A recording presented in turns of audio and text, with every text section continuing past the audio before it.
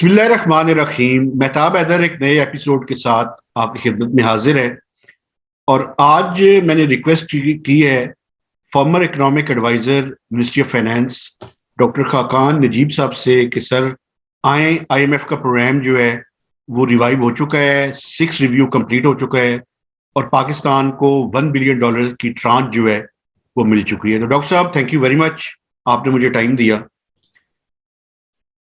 سر جو میرا پہلا سوال ہے وہ یہ ہے کہ کیا آئی ایم ایف کے بغیر ہمارے پاس کوئی چارہ نہیں تھا کہ پاکستان نے اتنی ٹف کنڈیشنز کو امپلیمنٹ کرنے کے بعد، اور حکومت کو ایک پولیٹیکل کاسٹ اس کی دینی پڑی ہے اسٹیٹ بینک آف پاکستان کا بل پاس کروانے کے لیے، اور جو supplementary tax laws amendment bill تھا، تو کیا آئی ایم ایف کے علاوہ ہمارے پاس کوئی چارہ نہیں ہے کہ ہم آئی ایم ایف کے پاس دوبارہ جو ہے اتنی ٹف کنڈیشنلٹیز پہ عمل کرنے کے باوجود جو ہے وہ واپس چلے گئے؟ بسم اللہ الرحمن الرحیم. Mehtab, always good to be on your programme. دیکھیں، اس وقت جو صورتحال ہے اس میں آپ کی 28 سے 30 ارب ڈالر کی فائنینسنگ نیڈ ہے، جس میں کرنٹ اکاؤنٹ کا خسارہ 12 سے 15 ارب ڈالر اور ایمورٹائزیشن اور مارک اپ پیمنٹ جو ہونی ہے، اور یہ اگلے 6 مہینے میں اس کا ایک میجر چنک ڈیو ہے. ان دا شارٹ رن اس کا جواب یہ ہے کہ آئی ایم ایف کے پاس جانے کے علاوہ کوئی چارہ نہیں تھا. ایک تو اس پیمنٹ کی وجہ ہے، دوسری یہ وجہ ہے کہ مارکیٹس جو ہیں، ساری مارکیٹس، چاہے وہ لوکل اسٹاک ایکسچینج ہو، چاہے وہ لوکل فارن ایکسچینج مارکیٹ ہو، چاہے وہ لوکل ہمارے جو بانڈز ہیں وہ ہوں، یا ہماری انٹرنیشنل مارکیٹس، وہ ساری جٹری ہیں اس وجہ سے کہ وہ ایک کمفرٹ نہیں آ رہا تھا کہ پاکستان میں کیا ایسی اصلاحات ہو رہی ہیں، کیا ایسے چینجز ہو رہے ہیں، کیا میکرو اکنامک اسٹیبلائزیشن ہے. کیونکہ کچھ چیزیں آپ دیکھیں، کرنٹ اکاؤنٹ کا خسارہ پھر بڑھا، انفلیشن پھر بڑھی، آپ کے فارن ایکسچینج ریزروز جو تھے وہ 3-4 ارب ڈالر سے ڈراپ کیے. سو مارکیٹس جٹری ہوئی. دوسری وجہ جو ہے وہ یہ ہے کہ آئی ایم ایف میں جانا جو ہے وہ لازم و ملزوم ہو گیا تھا، دوبارہ جانا، تاکہ ان مارکیٹس کو ایک تقویت مل سکے، ہم اپنے فارن ایکسچینج ریزروز کو بلڈ کرنا شروع کر سکیں، اور ہم پھر وہی اسٹیبلائزیشن میجرز لے سکیں جس سے کہ آپ کے یہ جو سارے ڈیفیسٹ کرنٹ اکاؤنٹ کا، یعنی کہ ایکسٹرنل ڈیفیسٹ، اور جو آپ کا فسکل ڈیفیسٹ ہے، اس پہ کنٹرول پایا جا سکے، اور آپ اس گروتھ کی طرف چل رہے تھے اس کی میں تھوڑی سی اسٹیبلٹی کریٹ کی جا سکے. تو ان دونوں چیزوں کو دیکھتے ہوئے ہمارے پاس اس وقت کوئی اور چارہ ان دا شارٹ رن تو نہیں تھا. لیکن آپ سر یہ دیکھیں، اگر آئی ایم ایف کی رپورٹ کو پڑھیں تو انہوں نے جو بجٹ کے اوپر کرٹیسزم کیا ہے اور کچھ پالیسی ریورسلز کی بات کی ہے انہوں نے، تو یہ کیا منسٹری آف فائنانس کی جو کارکردگی ہے جس میں آپ بھی کام کرتے رہے ہیں، اس کے اوپر سوالیہ نشانات نہیں کھڑے ہو گئے سر؟ آپ دیکھیں، یہ بہت کلیدی سوال ہے. 2016 کا جو پروگرام ہوا، میں نے اینکر کیا ہے وہ پروگرام. یہ بھی جب پروگرام سائن ہو رہا تھا میں موجود تھا، لیٹر آن بھی تھا. ہماری تیاری جو ہے وہ ڈٹرمن کرتی ہے کہ ہم کتنا اچھا پروگرام نیگوشیٹ کرتے ہیں. ایک تو یہ چیز ہمیں سمجھ لینی چاہیے کہ یہ آئی ایم ایف کا پروگرام نہیں ہے، یہ ایک ملک کا پروگرام ہے، supported by the extended fund facility of the I M F. ہم جتنی اس کی اونرشپ لیں گے اور جتنا اس میں ہم فیکٹس کو بہتر پریزنٹ کریں گے، ہم جتنا ڈیٹے کو سمجھیں گے، ہم جتنی پریپریشن کریں گے، ہم اتنا ہی اچھا ہوم گرون پروگرام بنا سکتے ہیں، اور اس کو پھر آئی ایم ایف سپورٹ کر سکتی ہے. باقی ملٹی لیٹرل سپورٹ کر سکتے ہیں ان سارے چینجز کو جو کہ ہم کر رہے ہوں، چاہے وہ ایکسچینج ریٹ کی فلیکسیبلٹی ہو، چاہے وہ پاور سیکٹر میں سرکولر ڈیٹ مینجمنٹ پلان ہو، چاہے وہ ایف بی آر میں چینجز ہوں، پالیسی اور ایڈمنسٹریٹو، یہ چاہے وہ اسٹیٹ اون انٹرپرائزز کا کام ہو. آپ کی جتنی اچھی پریپریشن ہوگی آپ اتنا ہی اچھا پروگرام ہینڈل کریں گے. ایک تو یہ بات ہے. اور آبویسلی جو اس دفعہ آپ نے دیکھا ہے اس میں ڈیلے بھی اسی لیے ہوا کہ ایک سٹیج پہ تو ہم نے یہ بھی سنا کہ ابھی ڈیٹا ہی پریزنٹ ہو رہا ہے جب واشنگٹن میں بات چیت ہو رہی تھی. تو آبویسلی پریپریشن از کی فار اینی کنٹری. میں نے باقی بھی پروگرام دیکھے ہیں ملکوں کے، اور جتنا پریپریشن اچھی ہوتی ہے اتنا ہی کلیدی پروگرام کی جو چینجز ہیں وہ واضح ہوتے ہیں فنڈ کو بھی اور ہماری ٹیم کو بھی. دیکھیے صرف بات یہاں تک نہیں ہے, اس میں 3 چیزیں ہیں. ایک تو آپ نے پروگرام اچھا کرنا ہے, پھر آپ نے پروگرام کے ساتھ ساتھ اور بھی بہت کچھ کرنا ہے. جیسے میں آپ کو 2 مثالیں دیتا ہوں, اس سے بہت واضح ہو جائے گا. پچھلی دفعہ جب پروگرام کیا تو ہم نے 2-3 چیزیں جو جس کو میں کہتا ہوں IMF پلس یا IMF کے ساتھ ساتھ کیا کرنے کی ضرورت تھی. بجلی کے یونٹس لگانا, LNG کے ٹرمینلز لگانا, LNG ملک میں لانا, سی پیک کو آگے بڑھانا, یہ سب کچھ پروگرام کے ساتھ ساتھ ہو رہا تھا. سو اس سے ایک تقویت مل رہی تھی اکانومی کو. اس دفعہ اگر آپ دیکھیں تو میں ایک اور چیز کا ذکر کرنا چاہوں گا کہ آپ دیکھیں گے کہ ایک انکم سپورٹ پروگرام کا احساس بن جانا, صحت کارڈ کا اجرا ہونا, یہ پروگرام کے ساتھ ساتھ ہو رہا تھا, یعنی کہ سوشل سیکٹر میں بہت کام ہو رہا تھا. اس سے آپ کو واضح ہو جائے گا کہ IMF یا کوئی بھی ملٹی لیٹرل ادارہ آپ کو ان چیزوں سے تو نہیں روک رہا جو آپ کرنا چاہتے ہیں, جو آپ کے لیے بہتر ہے.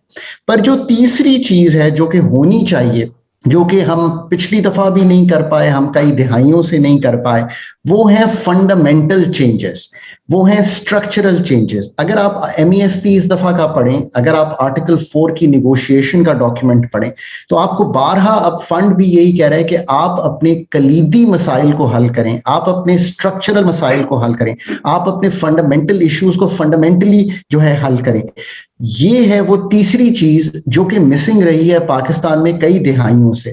اگر ہم نے کی بھی ہے تو it has always been 2 steps forward and may be not 1 step backward, but جو اسکیل چاہیے ان چیزوں کو کرنے کی وہ ہم نہیں کر پائے. یہ پروگرام ڈیفیکلٹ اس لیے بھی ہے کہ کچھ جو ایکسٹرنل حالات ہیں وہ بھی اتنے شاید موضوع نہیں ہیں جو کہ پہلے ہوتے تھے. اس سے میری مثال یہ ہے کہ شاید جو انٹرنیشنل ہمارے حالات ریجن کی وجہ سے, جو ریجن میں تبدیلی آئی ہے افغانستان میں, اس کی وجہ سے بھی شاید ہمیں اتنی سپورٹ حاصل نہیں ہے ان ممالک کی جن کا ایک زیادہ انفلوئنس ہے جب یہ سارے حالات جو ہیں وہ ڈیولپ ہوتے ہیں. تو ان سب چیزوں کو اب آبویسلی امریکہ اور باقی بھی پارٹنرز سے رجوع کیا جا سکتا ہے. جب بورڈ ہوتا ہے تو اور بھی پارٹنرز جو ہیں, چاہے وہ یورپین کنٹریز ہوں, وہ بھی وہاں پہ موجود ہوتی ہیں. تو کہنے کا مقصد یہ ہے کہ آپ کی پریپریشن, آپ اس کے ساتھ ساتھ کیا کر رہے ہیں IMF پلس میں, آپ کلیدی کاموں میں کیا کر رہے ہیں, اور اس سارے حالات میں جو ایکسٹرنل حالات ہیں وہ آپ کے کتنے ساتھ چل رہے ہیں. اگر ان چیزوں کو سب کو اکٹھا رکھیں تو پھر پروگرام کا ایسا اجرا کیا جا سکتا ہے جو نہ صرف پاکستان کے لیے فائدے مند ہو, بلکہ جو آپ کی جو چینجز جب میکرو اکنامک اسٹیبلائزیشن ہو رہی ہو تو اس کا جو بوجھ ہے وہ لوگوں پہ کم سے کم پڑے. ٹھیک ہے سر. اچھا سر, میں ایک آپ سے جو ہے وہ کمٹمنٹ لینے کی کوشش کروں گا. وہ جو 2 اسٹرکچرل ایشوز ہیں ہمارے, میرا خیال ہے ہمیں اس پہ ایک علیحدہ سے پروگرام کرنا چاہیے. ایک تو انرجی سیکٹر ہے سر, اور ایک ٹیکس ریفارمز ہیں, جو کہ میرے خیال میں پچھلے 25-30 سال سے اس پہ نہیں کر سکے, لیکن ہم ایک علیحدہ سے اس پہ پروگرام کریں گے. ابھی صرف IMF کے اوپر فوکس ہے ہمارا سر. اب یہ بتائیں کہ وٹ نیکسٹ. اب جہاں پہ ہم کھڑے ہیں وہاں پہ 2 ریویوز جو ہے وہ ہمارے پینڈنگ ہیں.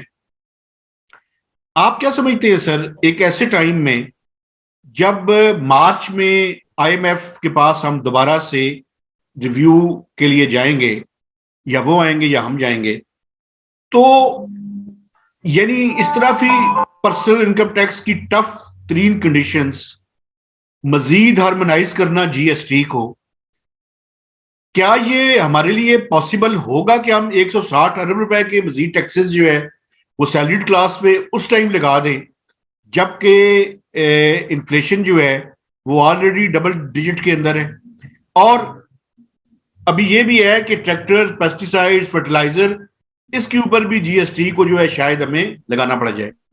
تو اس ساری صورتحال کو آپ کس طرح دیکھتے ہیں اور اس کے بارے میں آپ کی کیا رائے ہے؟ دیکھیے یہ گورنمنٹ اور جو کنٹری ہے نا وہ it's between a hard and a rock place والی بات ہے. اگر ہم فنڈ کے پروگرام کو کمپلیٹ نہیں کرتے تو ہماری کریڈیبلٹی بھی ہرٹ ہوتی ہے. ہمیں ہمیشہ ایک 1 ٹرانش کنٹری کہہ دیا گیا جس میں ہم کچھ ٹرانشز لے کر اس میں سے نکل جاتے. تو میری تو ایک رائے یہ ہے کہ ہمیں اپنی پریپریشن کو بہتر کرنا چاہیے. یعنی کہ اگر PIT کا ریفارم کرنا ہے, جس کو آپ پرسنل انکم ٹیکس کا ریفارم کہتے ہیں. تو ہمیں زیادہ زور اس چیز پہ دینا چاہیے کہ اگر ہمارا جو ہائیسٹ سلیب ہٹ ہوتا ہے وہ آئی تھنک بہت ہائی انکم پہ ہٹ ہوتا ہے, ہم اس کو نیچے لائیں تاکہ زیادہ سے زیادہ بوجھ ان لوگوں پہ جا سکے جو کہ ہائر انکم میں ہیں, اور وہ میرا خیال ہے شاید اگر مجھے صحیح یاد پڑتا ہے تو 7.5 کروڑ کے قریب ہے, ہم اس کو نیچے لائیں, ہم فنڈ کو کنونس کروائیں اس چیز سے. ہم ابھی 12 سلیبز میں ہیں, ان کو ضرور کم کرنا چاہیے, پر اس طرح کم کرنا چاہیے کہ جو لوور سلیبز والے ہیں ان پہ یہ بوجھ نہ پڑے. یہ میں ایک مثال دے رہا ہوں کہ what can you do to negotiate better. اسی طرح پاور سیکٹر میں اگر آپ کوئی کلیدی چیزیں سامنے رکھیں گے جس سے آپ کی ایفیشنسی بہتر ہو, فار ایگزامپل جب بھی اگر آپ کے TNT لاسز 17% ہیں, یہ 17% جو ہیں یہ آپ کے بلٹ ان ہیں اپنے جو آپ کا پاور ٹیرف ہے. اگر آپ اس کو 17 سے لیٹ سے 3-4% کم کرتے ہیں تو آپ کا پاور ٹیرف کم ہو جاتا ہے. یہ میں ایک بہت آسان سی مثال دے رہا ہوں. یہ تو وہ چیزیں ہیں جس کو آپ نیگوشیٹ کر سکتے ہیں کہ آپ فنڈ کو کنونس کریں کہ آپ یہ کریں گے, آپ SOEs پہ کام کریں گے, آپ SOEs کے آڈٹس ہی کر دیں گے, آپ SOE کے ریسٹرکچرنگ پلان سامنے رکھیں گے, کیونکہ جو فنڈامنٹل چیزیں ہیں وہ تو آئی ڈونٹ تھنک کہ آپ اگلے 3-4-6 ماہ میں کر سکتے ہیں. سو اگر آپ کی اس پہ پریپریشن اچھی ہوگی اور آپ ان ساری چیزوں کو فنڈ کو بہتر پریزنٹ کر پائیں گے, اور اگر آپ کا جو نیکسٹ آنے والا بجٹ ہے وہ پرانے والے بجٹ کی طرح اتنا ایکسپینشنری نہیں ہوگا, جس کی وجہ سے ایک آپ نے دیکھا کہ جیسے ہی گروتھ مومنٹم پک اپ ہوا پھر کرنٹ اکاؤنٹ کا خسارہ بڑھا. تو اگر آپ ان بینچ مارکس میں رہ کر پلے کریں گے, اگر آپ کے یہ جو فیکٹس اور فگرز آپ کے پاس سب اچھے ہوں گے, تو آپ فنڈ کو کنونس کر پائیں گے کہ آپ اس پروگرام کو کمپلیٹ کریں سپٹمبر میں ان دا بیسٹ پاسبل وے کہ ایڈجسٹمنٹس کا بوجھ کم سے کم لوگوں پہ ٹرانسفر ہو. And that is the homework that you must do. But having said that, اس وقت بھی آپ کو یہ سوچنا ہے کہ آیا آپ نے اس فنڈ کے پروگرام کے بعد آیا آپ اپنے فرینڈ سے, اب میں یہ دیکھ رہا ہوں کہ ایک کوشش ہو رہی ہے کہ فرینڈ سے پھر دوبارہ اس طرح کی انگیجمنٹ کی جائے کہ ہمیں اگر نیکسٹ پروگرام نہ لینا پڑے. یہ تو اس وقت ڈٹرمن ہوگا کہ کرنٹ اکاؤنٹ کا خسارہ کہاں پہ کھڑا ہے, فسکل حالات کیا ہیں, بلیڈنگ کیا ہو رہی ہے, میکرو اسٹیبلٹی کہاں پہ ہے, اور پھر آپ یہ ڈٹرمن کر پائیں گے کہ کیا آپ کے پاس اتنے ریسورسز ایکسٹرنل فنڈ فلوز کے ہیں سپٹمبر میں کہ آپ فنڈ کے پروگرام میں اگلے نہ جائیں. یہ I think that is a very hard choice that the government would have to make. کیونکہ اگلے سال بھی اگر آپ دیکھیں تو صرف یہ آپ کے پھر وہ سوال یہ ہے سر کہ یہ بڑا فنڈامنٹل سوال ہے. وہ یہ ہے کہ سر جب بھی ہم 4% سے آگے جاتے ہیں گروتھ کی طرف تو ہمارے امبیلنسز کریٹ ہونے شروع ہو جاتے ہیں سر. اور پہلے یہ 5-6% پہ ہوتے تھے, اب یہ 4% کا جو ہے وہ بینچ مارک ہو گیا ہے. تو یہ بنیادی وجہ کیا ہے؟ یہ تو جب بھی ہم گروتھ مومنٹم کی طرف جانے کی کوشش کریں گے پھر کرنٹ اکاؤنٹ ڈیفیسٹ اور فسکل ڈیفیسٹ جو ہے وہ سر اٹھانا شروع کر دیں گے, اور پھر الٹیمیٹلی ہمیں سلو ڈاؤن کرنا پڑے گا اکانومی کو. تو یہ ہماری جو مینوورنگ کی اسپیس ہے یہ کم کیوں ہو گئی ہے سر؟ مہتاب, یہ آپ کا بہت ہی اچھا سوال ہے اور یہ بڑا بنیادی سوال ہے.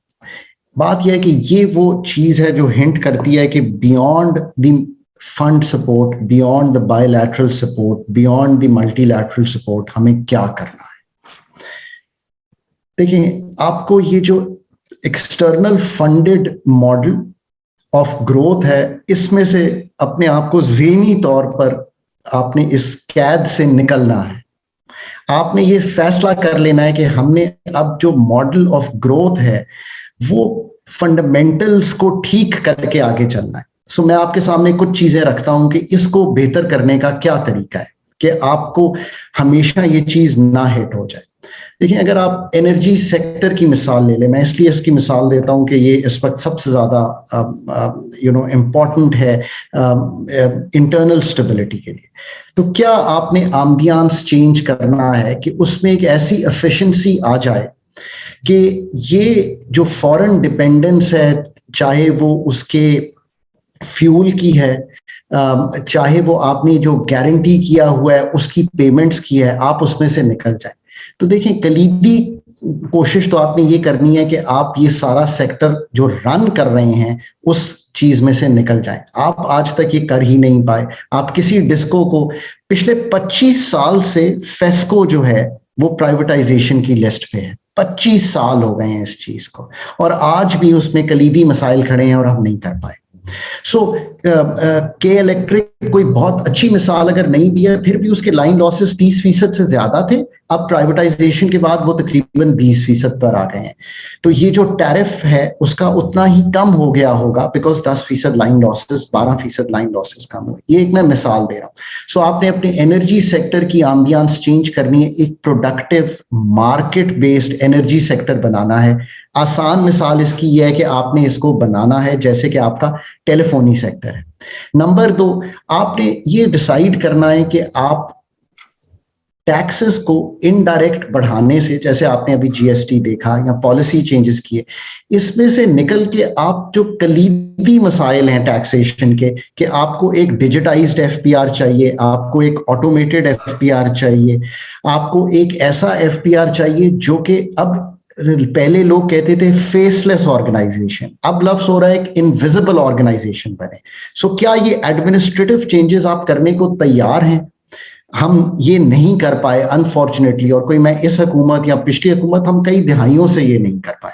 हम एक automated, digitised, invisible, faceless FPR बनाने में कामयाब नहीं हो पाए। हम डेटा माइनिंग करने में कामयाब नहीं हो पाए। मैं पिछले 10 साल से ये सुन रहा हूं कि नादरा के साथ डेटा शेयर हो रहा है। एक नादरा के चेयरमैन आए और उन्होंने मुझे एक पहली महफिल में ये बात की, मैं अब तक सुन रहा हूं। सो क्या ये कैपेसिटी हमारे पास नहीं है शायद कि हम ये कर पाए? क्या हम एग्री इनकम को बाकी इनकम्स की तरह ट्रीट कर पाएंगे?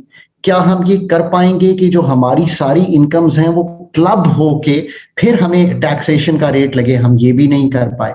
सो हम क्या इंटरनेशनल जो मिस प्राइसिंग है उसमें बिलियंस ऑफ डॉलर जो हैं वो पाकिस्तान की मिस प्राइसिंग की वजह से हमें हमारे जो हैं वो जाया हो जाते हैं टैक्सेशन में, हम उनका ऑडिट नहीं कर पाए। सो ये क्या हम कलीदी चेंजेस कर पाएंगे, not on the policy side but on the administrative side? Pakistan का पहली दफा अभी एक टडाट हुआ है जो कि टैक्स एडमिनिस्ट्रेटिव का प्रोग्राम जो कि डायग्नोस्टिक बताता है, और उस पर क्या जो चीजें सामने आई हैं, क्या हम उनको बिलीव कर पाएंगे? क्या हम ये बिलीव कर पाएंगे कि हमारी जो एग्रीकल्चर प्रोडक्टिविटी है मेजर 4 क्रॉप्स में, वो दुनिया में हमारी जो बेहतरीन है उससे 50% कम है, यानी कि वी आर एट 50%। अगर हम उसकी प्रोडक्टिविटी बेहतर करेंगे तो मुल्क की इन्फ्लेशन बेहतर होगी। क्या हम पाकिस्तान एग्रीकल्चर रिसर्च काउंसिल, हमारी बाकी यूनिवर्सिटीज को यूज कर पाएंगे, या हम अभी भी यही कहेंगे कि हम चाइना से हेल्प लेकर करेंगे? ये चीज जरूर लें हेल्प, और लेनी भी चाहिए, but again my submission is कि ये जो सारे अदारे हमने बनाए हैं, जो 2018 में हमने एक नेशनल एग्रीकल्चर पॉलिसी लिखी, अभी हमने जो एक एग्रीकल्चर ट्रांसफॉर्मेशन प्लान लिखा, इसको इस्तेमाल करें। लोकल डॉक्टर्स को कहें कि लोकल सर्जरी करें, इस चीज में बिलीव करें। क्या हम ये बिलीव कर पाएंगे कि 5.2 मिलियन एसएमईज हैं, 99% एसएमईज हैं? हमने एक 2007 में पॉलिसी दी, और अब देखें कि 2021 भी नहीं बल्कि 22 में एक और पॉलिसी का अभी इजरा हुआ है। क्या हम इन 5.2 मिलियन एसएमईज को चेंज करके, हम इनको वर्ल्ड से कनेक्ट करने के लिए, ग्लोबल वैल्यू चेन का पार्ट बनाने के लिए, क्या हम कलीदी फैसले कर पाएंगे, जिनमें फैसले आपके सामने हैं? फैसले ये हैं कि इनकी प्रोडक्टिविटी बेहतर होनी है, इनकी डिजिटाइजेशन होनी है, इनकी तालीम होनी है, इनको यूनिवर्सिटी से कनेक्ट होना है, इनकी मार्केटिंग होनी है। क्या ये हम सब कुछ कर पाएंगे? ये हैं वो कलीदी फैसले जो कि हमने करने हैं। क्या हम ये बिलीव कर पाएंगे कि हमारा जो सिर्फ मसला टैक्सेशन का नहीं है, हमारा मसला एक्सपेंडिचर साइड का है? 500 अरब रुपए सालाना हमारा पेंशन का बिल है। आज से 3 से 4 साल पहले मेहताब ये सिर्फ 250 अरब होता था। क्या हम आज तक, मेरा ख्याल है कि हम 2-3 कमीशंस देख चुके हैं जिनमें ये काम हो रहा है। कभी भी कमीशंस, कमिटीज जो हैं वो फाल काम नहीं कर पाती, वो एक हेल्प जरूर कर सकती हैं। आपने अपनी कैपेसिटी बिल्ड करके क्या इस पेंशन रिफॉर्म को पे एज यू गो रिफॉर्म करना है? क्या आप ये कर पाएंगे ऑन योर ओन? अगर आप ये कर पाएंगे तो ये बोझ कम हो जाएगा। क्या आप ये कर पाएंगे कि जो डेवलपमेंट बजट है उससे ट्रिलियंस ऑफ रुपीस के एसेट्स क्रिएट हुए? क्या आप मोटरवे को गिरवी रखवाने की बजाय क्या आप मोटरवे 100 साल की लीज पे दे सकते हैं ताकि आपके पास प्रेजेंट वैल्यू में उसके पैसे आए और आप उन पैसों को यूज करें ताकि आपका एक्सपेंडिचर कम हो और आपका बजट बैलेंस हो? ऑस्ट्रेलिया में अभी मैं इन्वॉल्व हूं, एक सिडनी एयरपोर्ट है, वो प्राइवेट सेक्टर में है, वो अभी $23.5 अरब का जो है ट्रांजैक्शन हुई है उसकी, $23.5 अरब की। आपका इस्लामाबाद एयरपोर्ट $1 से $1.5 अरब का बना था। क्या आज वो $3 अरब में किसी ऐसी फर्म को जो इंटरनेशनल हो और एक इंटरनेशनल हब बना सके, क्या आप ये कर पाएंगे? हम नहीं कर पाए अनफॉर्चुनेटली। हम क्या प्राइवेटाइजेशन का प्रोग्राम रन कर सकते हैं? ये आपको सोचना है। फिर आपने ये सोचना है कि क्या आपने रेगुलेटर्स इतने बनाए हैं, आर दे जस्ट रेगुलेटिंग, या उनको आपने ये टास्क देना है कि वो कंपेटिटिव मार्केट्स बनाएं, चाहे वो मार्केट हो आपकी सेलुलर फोन की, चाहे वो मार्केट हो इलेक्ट्रिसिटी की, चाहे वो मार्केट हो गैस की। क्या हुकूमत वीट, कॉटन, इन सब में से अपने आप को विड्रॉ कर सकती है और let the market operate framework पे जा सकती है और अपने आप को रिस्ट्रिक्ट कर सकती है इस चीज पे कि हुकूमत का काम जो है वो पॉलिसी मेकिंग है, स्टेट का काम रेगुलेशन है और ऑपरेशंस एक एफिशिएंट प्राइवेट सेक्टर को दिए जाए? क्या आप ये फैसला कर सकते हैं कि इंसेंटिव्स आपने दिए हुए हैं रियल एस्टेट सेक्टर को, क्या आप ये फैसला कर सकते हैं कि ये एमनेस्टीज are not the difficult decisions? Levying of agriculture income tax is the hard decision. A digitized FBR is the hard decision. अभी मैंने एक आर्टिकल आपके ही द न्यूज में लिखा है जिसका उन्वान ही है कि टफ डिसीजंस को समझें। तो अब मैं इसको अगर सारी बात को कंक्लूड करूं तो पहले क्या आप विजुअलाइज कर सकते हैं एक इकोनॉमी जिसकी सिटीज ग्रो कर रही हो, जिसका प्राइवेट सेक्टर प्रोडक्टिवली ग्रो कर रहा हो, पॉलिसी मेकिंग जो है उसका फुकदान ना हो बल्कि पॉलिसी मेकिंग एक चीयर लीडर का रोल प्ले कर रही हो, स्टेट मार्केट्स क्रिएट कर रही हो, और ये जो यूथ बल्ज है पाकिस्तान में इसको थ्रू द यूनिवर्सिटीज जो है प्राइवेट सेक्टर के साथ इंगेज किया जा सके। अगर आप economic, social, financial, regulatory reform इस तरह का करेंगे तो एक प्रोडक्टिव इकोनॉमी देखेंगे, और अगर आप प्रोडक्टिव इकोनॉमी देखेंगे तो इन्फ्लेशन भी कम होगी, मैक्रो बैलेंसेस भी ठीक होंगे, और अगर ये सब कुछ ठीक होगा तो आपकी एक्सपोर्ट्स भी बढ़ेंगी और आपकी इंपोर्ट सब्स्टिट्यूशन ऑटोमेटिकली होगी। आपने $10 अरब के एग्रीकल्चर इनपुट मंगवाई है, food and food related input मंगवाई है पिछले साल, अगर ये आप निकाल दें तो इंपोर्ट बिल खुद ही ठीक हो जाएगा। ये जो लोग कहते हैं ना इंपोर्ट कर्ब करने की जरूरत है, लोकल प्रोडक्टिविटी को बढ़ाने की जरूरत है तो इंपोर्ट कम हो जाएगी। आखिर में मैं ये गुजारिश करूंगा इसी उसमें कि ये वक्त वो है कि सब स्टेक होल्डर्स को 5 से 10 साल के लिए ये फैसला करना पड़ेगा, और जब मैं स्टेक होल्डर्स कहता हूं तो पॉलिटिकल लीडरशिप को इसमें लीड लेनी चाहिए, चाहे वो कोई भी पॉलिटिकल लीडरशिप हो। वो वॉच डॉग्स जो इसको वॉच डॉग्स का रोल प्ले करते हैं, चाहे वो स्टेट रेगुलेटर्स हों, चाहे वो हमारे बाकी अदारे हों, उनको इसमें शामिल हाल होना चाहिए ताकि सब जो है इसमें निडर होकर काम कर सकें इस विजन की तरफ। जुडिशरी को भी इसमें रोल प्ले करना चाहिए ताकि वो भी समझ सकें कि क्या हो रहा है। कई फैसले ऐसे हुए जिसमें शायद हमें ज्यादा एजुकेट करना चाहिए था उनको, और जिसको आप पाकिस्तान में कहते हैं कि एस्टैब्लिशमेंट, जिसमें चाहे वो सिविल हो चाहे वो दूसरी एस्टैब्लिशमेंट हो, उन सबको भी इसमें एक बाय इन देना चाहिए कि ये 5 से 10 साल अगर एफर्ट नहीं ना होगा तो आप इस मसले से निकल नहीं पाएंगे। That's the kind of concerted effort जिसने भी ये किया है ऑन देयर ओन, तो वो 5 से 10 साल किया है। महातीर ने 23 साल जो है वो ये काम किया था, तो वो जाके कहीं मलेशियन इकोनॉमी को खड़े कर पाए थे। ये मेक और ब्रेक से नहीं बात बनेगी, और सारे स्टेक होल्डर्स को आई थिंक इसमें रोल प्ले करना पड़ेगा। सर एक वक्फा लेते हैं, मेरे देखने वाले मेरे साथ ही रहे, वक्फे के बाद दोबारा मैं आपकी खिदमत में हाजिर होता हूं।